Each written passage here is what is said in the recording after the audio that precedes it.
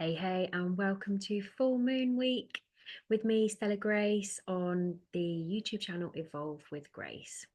I am so excited to talk to you today, but I'm coming at you from my chilled vibes. I'm coming at you from my sofa. I don't know if you can't see it in the background. I'll just show you my nice tree painting in the background there. Perfect for a Taurus full moon, which we're going to talk about. How are we riding?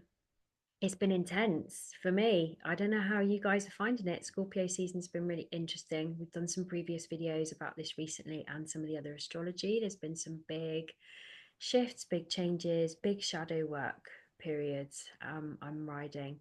How are you guys riding? I would love to hear from you wherever you are in the world. Good morning from me, good afternoon, good evening, wherever you are. And I hope this finds you well at whatever point it finds you. So we here in the UK are a day before the full moon now. Full moon here in the UK is around 9:30 on the 15th of November. I had to think what month it was then. It's that kind of energy. And we've got a lot going on. We've got some good stuff going on. We've got some shifting stuff going on. We've got some evolving stuff going on. And we've definitely got some death and rebirth stuff going on. So I'm in the throes of that myself. That's why I just feel kind of stripped back. I feel quite raw. I feel quite just, here I am. This is me. I'm sat on my sofa today. Let's just do this. So I'm going to share my screen with you shortly, and I've made a couple of notes today, and there's a quote I want to share with you as well. So we're going to get into all of that.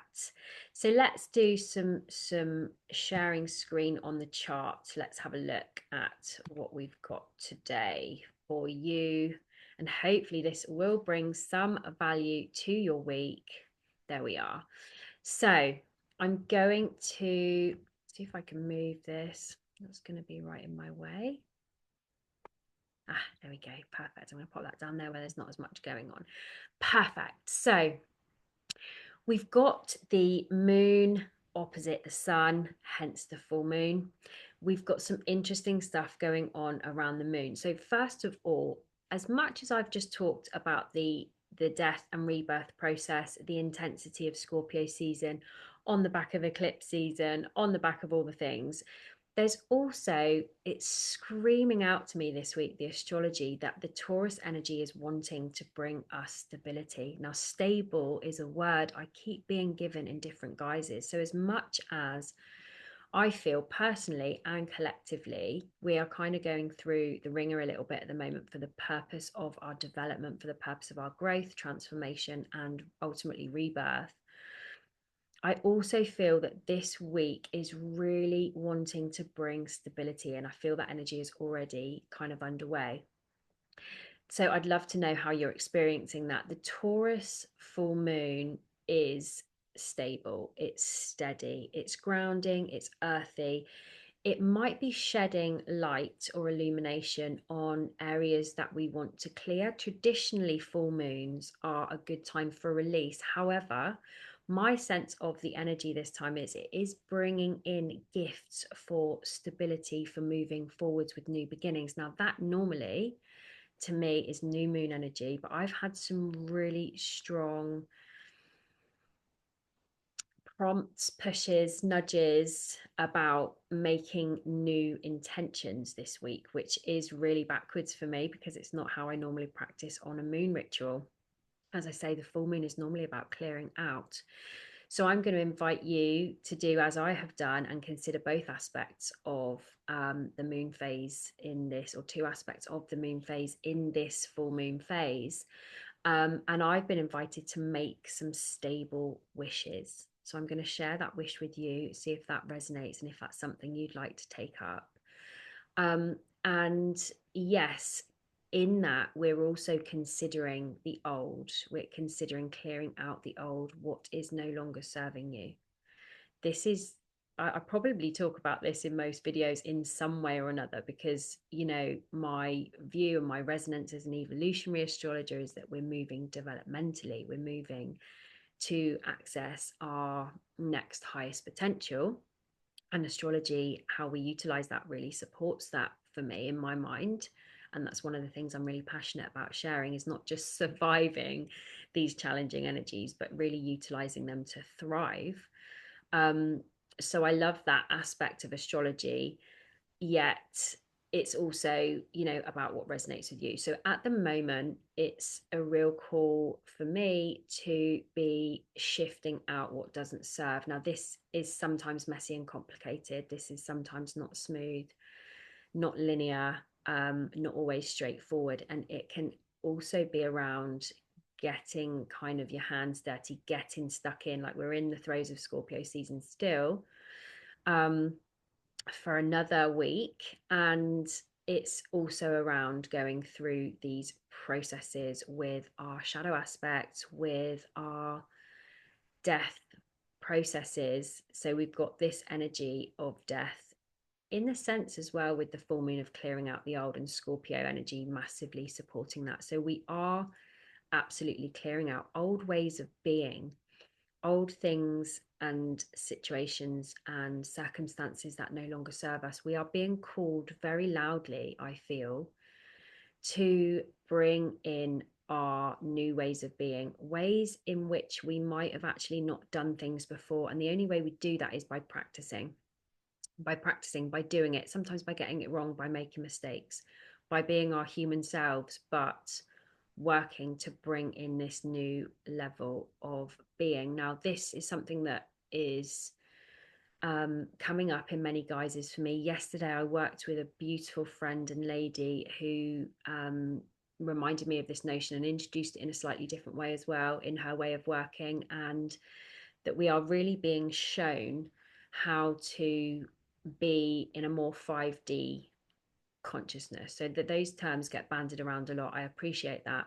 But another way to think about it is we're in this 3D human linear existence. That is our life, that is our reality, but we are consciously learning, and sometimes through being unconscious as well, about new ways of being, i.e., bringing in higher levels of frequency, higher levels of consciousness as we practice, as you could say, and through evolving in this journey. So the astrology screams that to me as well this week. We are being called to rebirth. We are being called to new ways of being. We are also being called, and I feel gifted, stability this week for those processes.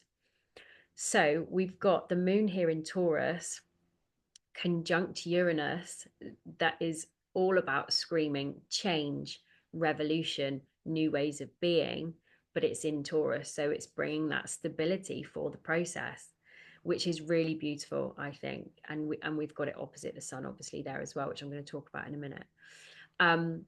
So with Taurus and with this moon energy, but with this we've got a general really Taurian theme at the moment. Uranus wants to be seen and heard there next to the moon by 1 degree. That's a close conjunction. It, you know, Uranus is all about the change. It's generational change. It's all about, let's look at new system structures, ways of being, because it's Taurus as well. It's earthbound energy. It's earth realm. It's material matters.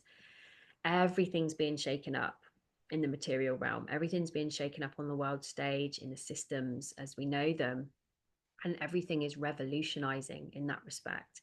But being in Taurus and with the moon next to it there in Taurus, I feel like we've got this beautiful reminder this week that we are being gifted some stability in that. And I, for one, am really welcoming it. I'm really grateful for that. I'm leaning into that.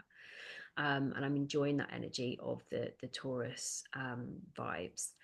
But what it's calling for, as I go back a step to the new ways of being, is we keep our sustenance through that process. We need to keep our self-care. We need to keep our roots, our earth-bound stability through all of the Taurian themes, you know, through looking after ourselves, through foods, through well-being, through sleep. It's all of that staple basic stuff with Taurus as well: the home, the security, the family, making sure we have our support systems in place, making sure we have our physical boundaries, our home safe and security, you know, those kind of elements, as well as the 3 meals a day, the basic stuff, the satiation of, you know, hydration. This is a big one that's been coming up for me lately, like inner and outer hydration, drinking enough fluids, but also what that represents in terms of our spiritual health. Are we nourished? Are we watered in all the senses? I feel like we're getting a big dose of that.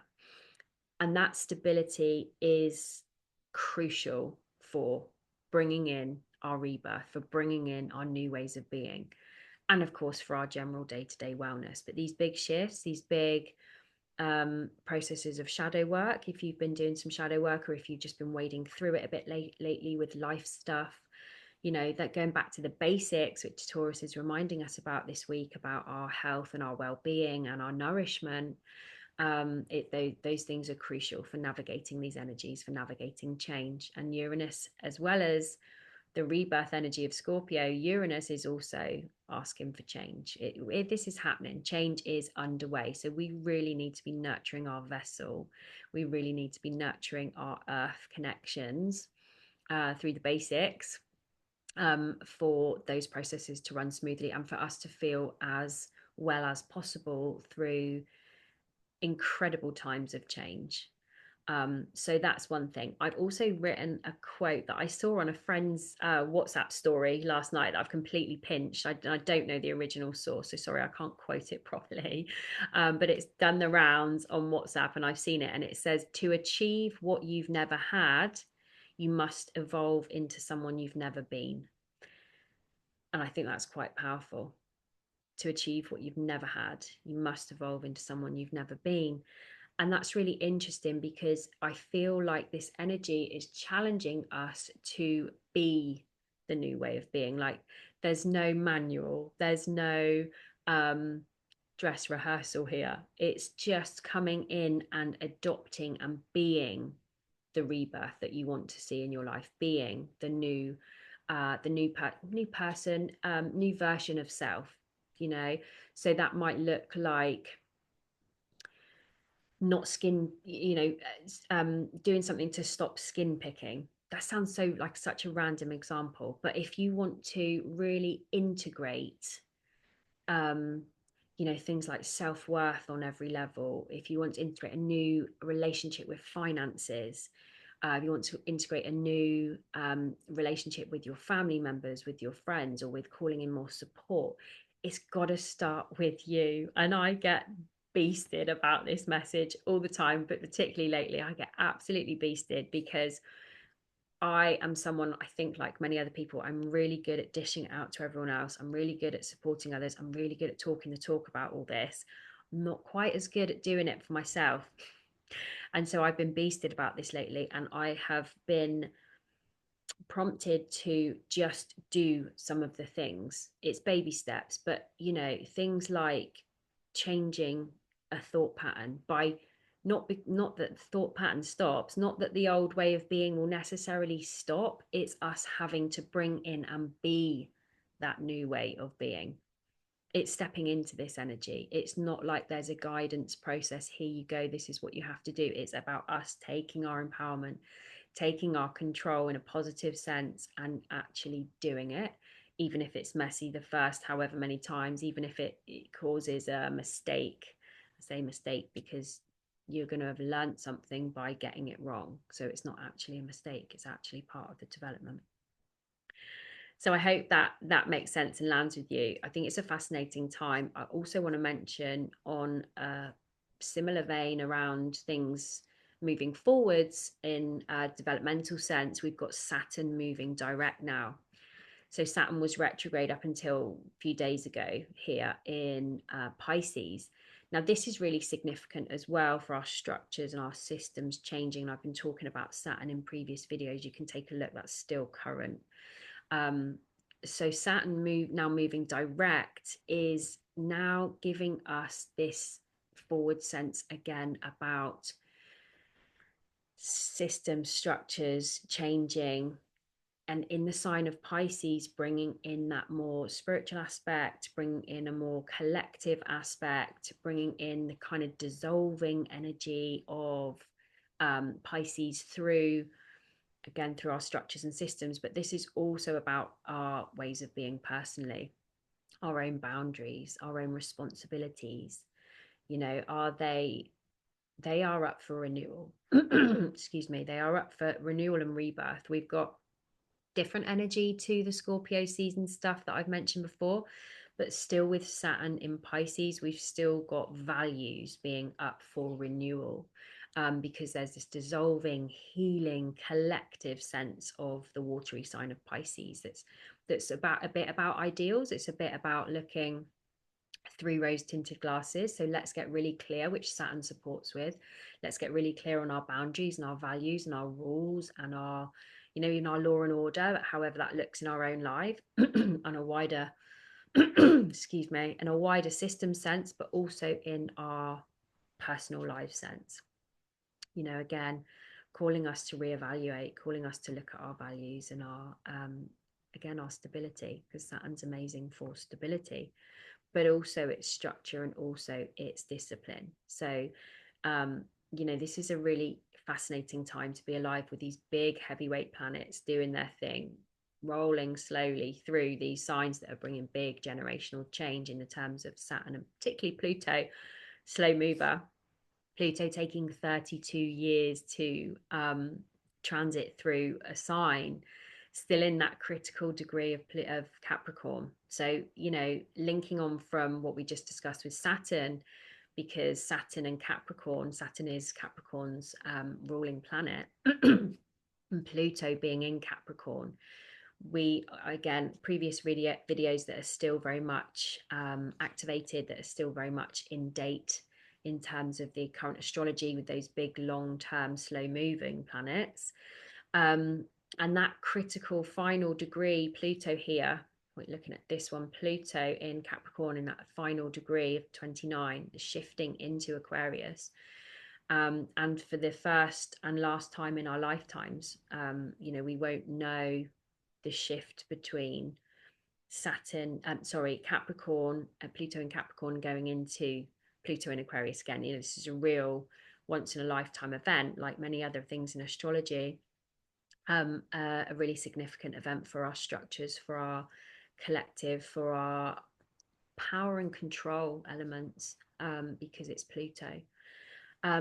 He's still opposite Mars. It is a separating opposition. It means that is knocking off as they part from each other. But in that direct opposition at the moment, we are still having energy being highlighted, challenged, conflicted, and ultimately shown in terms of the contrast of toxic masculinity and divine masculinity. We're still seeing what I believe is a purge of the toxic masculinity in our society, in our personal lives, in our collective, being shown to have the darkness, have the light shone on it. I still feel like we're in a phase of real darkness there, to be honest, but always, always, always, it's darkest before the dawn.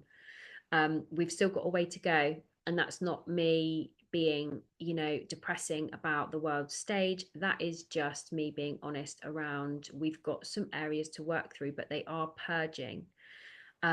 This is, taking some time, but a new way of being is coming in, and that starts with us. And it goes back to my original points in the conversation. This starts with us. So the world stage is one thing to look at. We can see this toxic masculinity. We can see patriarchy still imbalancing our systems, our structures, our workforces, our families, our legal systems, everything. But what we can also see is that this has to be purged, to be seen, to be evolved. And that is what we're in the process of. And that is happening. And that also, even though that big world stage stuff feels disempowering, potentially, it's actually empowering, because when we remember that the change does start with us as individuals, it sounds cheesy, it might sound, cliche, whatever, the man in the mirror is coming to mind now, Michael Jackson lyrics, but it's really true. The changes that we make on ourselves ripple out. We are a giant matrix of collective energy. We're like a giant cosmic matrix that is all connected in this kind of energy field across the globe, across the cosmos, actually. that all does feed into each other. So any work we do on ourselves, any decisions we make that are for either evolving or bringing in more light or more higher consciousness of unconditional love, we're not going to nail that all the time. We're human. I'm not saying that we're going to nail it all the time or that we're suddenly going to have this big shift into a 5D universal consciousness of unconditional love, but we can definitely work towards it. We are working towards it. And how we work towards it is through small incremental changes with repetition. So we're not talking about getting things perfect or being love and light all the time. That's not it. Um, but we are talking about showing up for ourselves first and being that change, bringing in small changes, even if it's changing one thought, even if it's changing one action, even if it's changing one conversation. Then we might get it wrong again, so we go back to it. Then we might change it again after we've kind of looked at how we didn't nail it. You know, that's this incremental process of change that is happening anyway. So if we can be active, conscious participants in that, we get the job done quicker and we get to ultimately be in more harmony in ourselves first. Always starts with self first. So there's only win-win scenario of bringing in some incremental changes. And it's things like our heart's desire as well has just come into mind around, you know, when we're in that more satiated place of well-being and nourishment, and bringing in the rebirth of the renewal of the next version we want to be, we were able to access more energy and momentum around our heart's desires as well. It's all of the same frequency in my mind.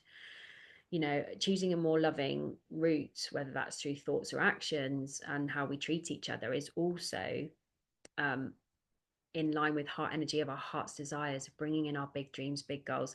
Now, actually, on the point of big dreams and big goals, we still have down here Mercury in Sagittarius, opposite Jupiter.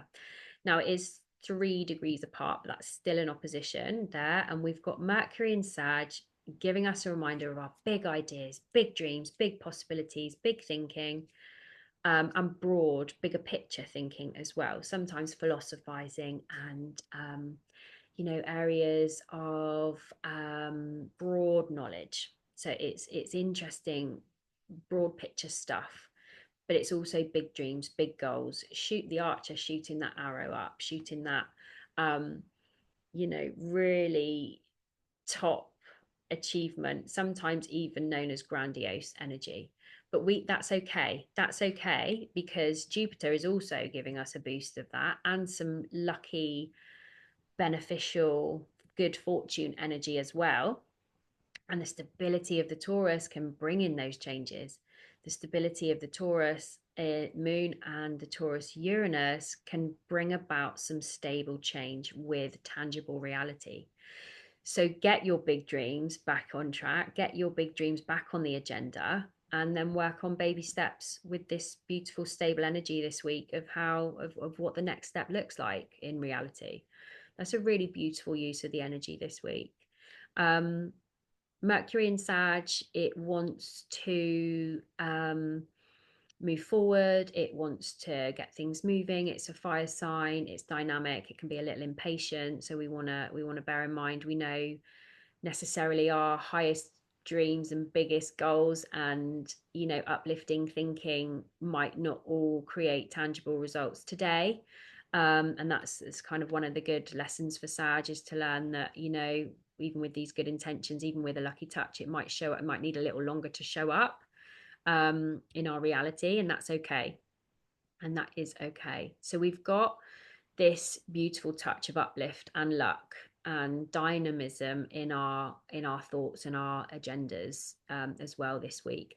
It's also quite an intellectual placement, that, in terms of Mercury and Sag being opposite Jupiter in Gemini. Gemini is a great teacher and Jupiter's a great teacher.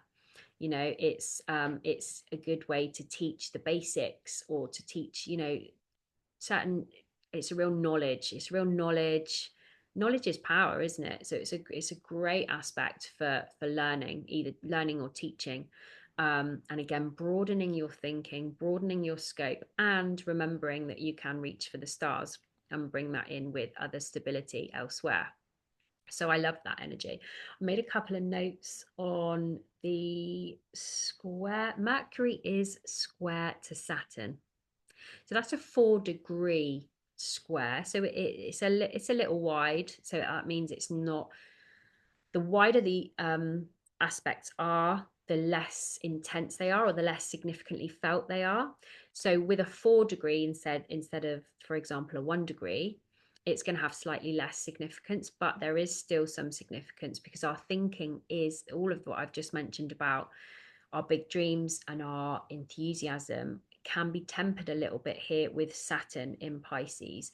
But again, I think that's a great use of stability. Have your big dreams. Remember how boundaried and there might be rules around how you need to go about that, but still go about that. So I think it's, again, this another kind of different version of this really beautiful, almost push-pull energy between really striving for things and really growing, and this beautiful dose of stability and boundaries, which Saturn is amazing for, as well as this Taurus energy. We've also got a trine from Mercury to Chiron, which is up here. So Mercury in Sag, trine Chiron in Aries, at 3 degrees, has some significance for our development of old wounds, core wounds, old issues, pain points, challenges, all for the purpose of the wounded healer energy. So our deepest wounds can serve us the greatest medicine, really, is the message of Chiron. And so with that link to our thinking as well, it might be an inner process. It might be how we think about our wounds. It might be, again, amazing time for therapy, as is Scorpio season generally. But Mercury trine Chiron, we have access on our mental field to, the mental energy of Mercury to really access into our deepest wounds for the purpose of alchemizing them. Again, the Chiron energy is the alchemist, the shaman, the therapist. It's going to want to, yes, go through that. There's going to be some pain points, but that is for the purpose of gifting us some of our deepest medicine, our wisest medicine, our most effective medicine for ourselves and others, again, because Chiron stuff loves to gift wisdom from the learning of the wounds that have been felt and have been experienced. So that, and it's because it's the trine, it's in a positive flow. So that energy, that process is ultimately in flow, it would suggest, from the trine, and something that's positive to access. So the last point I'm going to make on the astrology this week is Mars being in Leo, opposite Pluto. I have touched on this already with the divine masculine push pull with the coming in, and the toxic masculine still being kind of worked through at the moment. What I'll also say is, on this Mars side of things, it's Mars is happy there. Mars is dynamic there, in a space and an energy in the sign of Leo that it's comfortable in, that it knows that it's a natural kind of state. It's the fire, it's a good fire sign, it's a good placement for Mars. What we want to avoid, though, is, because we can utilize energy there, we can utilize all of our masculine energy there, whether we're male or female. We've got action, we've got drive, we've got confidence, we've got the ability to lead, which is another really important aspect for thinking about the shift between toxic masculinity and divine masculinity. The ability to lead without dominating power or controlling power, which is what the Pluto opposition is gifting insight on through this big purge process of it, basically. So as you go, so again, thinking back to what we were saying about our personal choices and our showing up for ourselves first, and making some of these, if it resonates, bringing in some of these energies for ourselves to utilize first, to really be an active participant in the ripple effect for the collective. Great use of Mars in Leo energy is being that leader in a positive sense, using that dynamic energy for leading with greatness, leading by example, leading in a way that is fiery and confident, but that doesn't need to exert dominance or control over another. And just bearing in mind that Mars in Leo can, and again, this toxic side, because we've got this spectrum here, and we can see which, you know, all of the colors within that.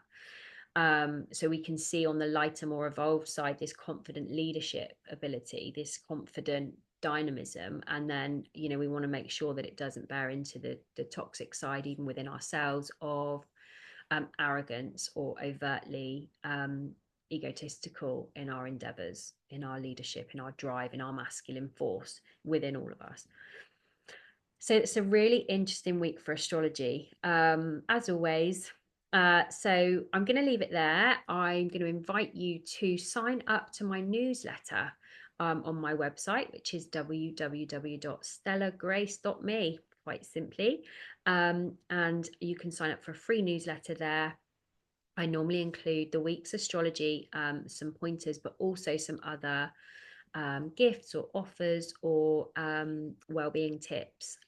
It's packed, hopefully full of value, and it's free. So I'd invite you to sign up there. Really enjoying that energy of the newsletter at the moment. I'd also invite you to join me on my socials. Instagram is evolve_with_grace_. And over on Facebook, it's Stella Grace Holistics.